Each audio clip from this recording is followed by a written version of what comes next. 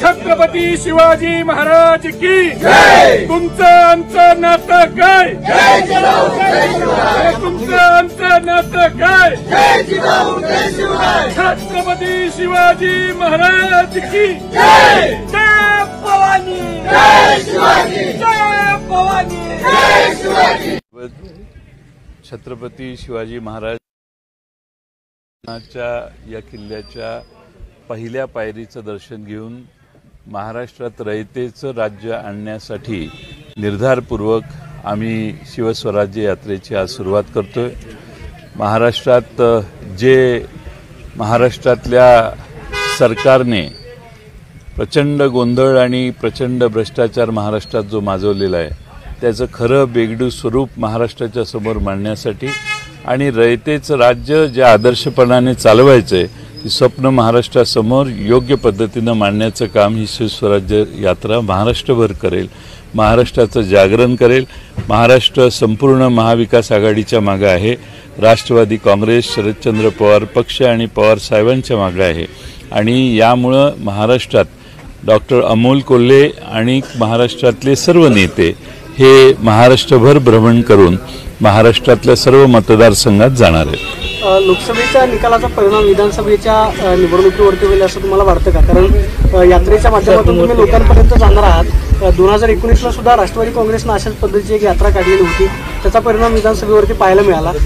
का नक्की संकल्प असणार आहे की जेणेकरून विधानसभा महाविकास आघाडीच्या हातामध्ये राज्य हातामध्ये? महाराष्ट्रातल्या जनतेने लोकसभेला कौल दिलेला आहे की हे महाराष्ट्रातलं आणि दिल्लीतलं सरकार आम्हाला नको आहे।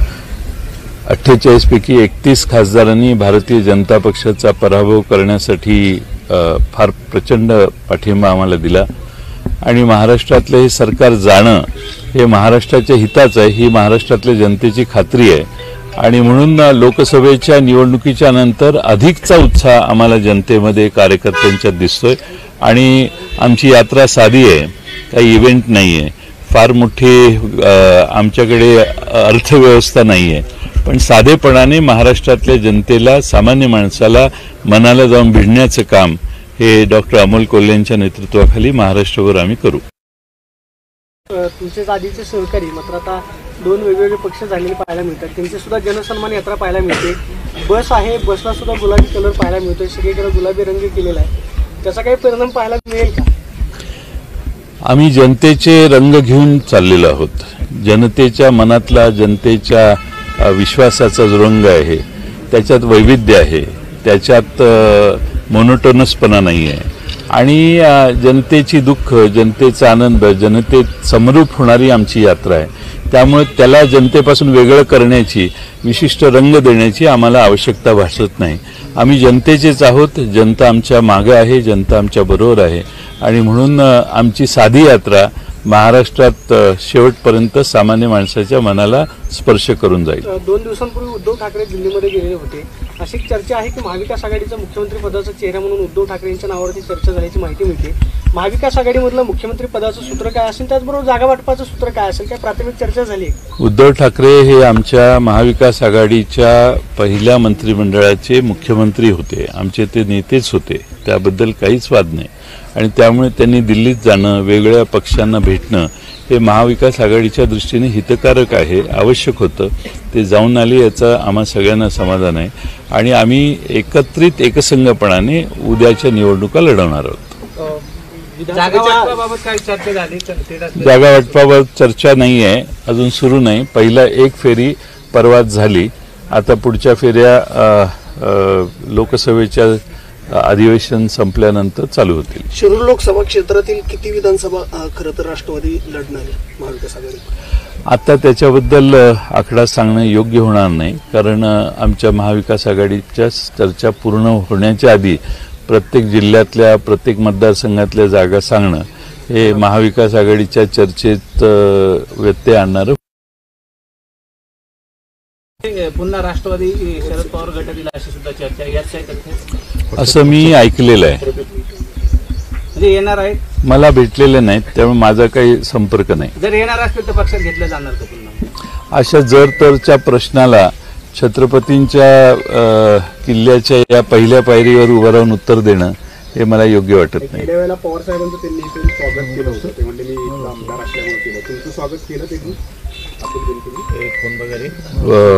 अजून तरी नाही. तुम्ही तुमच्या डोळ्या देखत जे काय होईल ते आहे. आमचं हे आहे, मी काय कोणाला खाजगीत भेटत नाही आहे या दौऱ्यात, त्यामुळे अजून तरी नाही आहे. आणि मला वाटतं की आम्ही राष्ट्रवादी काँग्रेस पक्ष, शरदचंद्र पवार पक्षाच्या कार्यकर्त्यांचा हा मेळावा बोलवलेला आहे.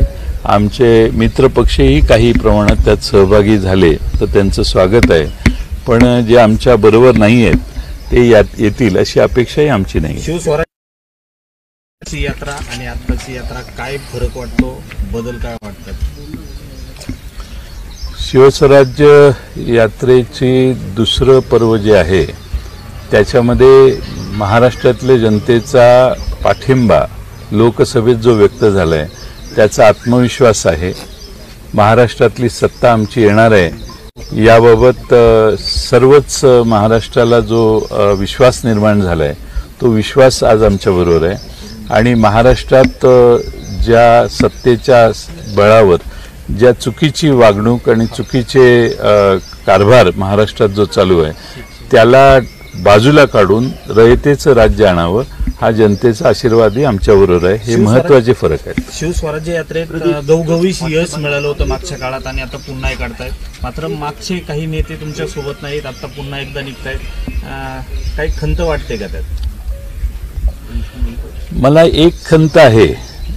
अमोल मिटकरी हे आमच्याबरोबर असायचे, ते आज नाही आहे, त्याची मला खंत आहे. पण ठीक आहे, आता शेवटी ज्याचा त्यांनी मार्ग अनुसरलेला आहे.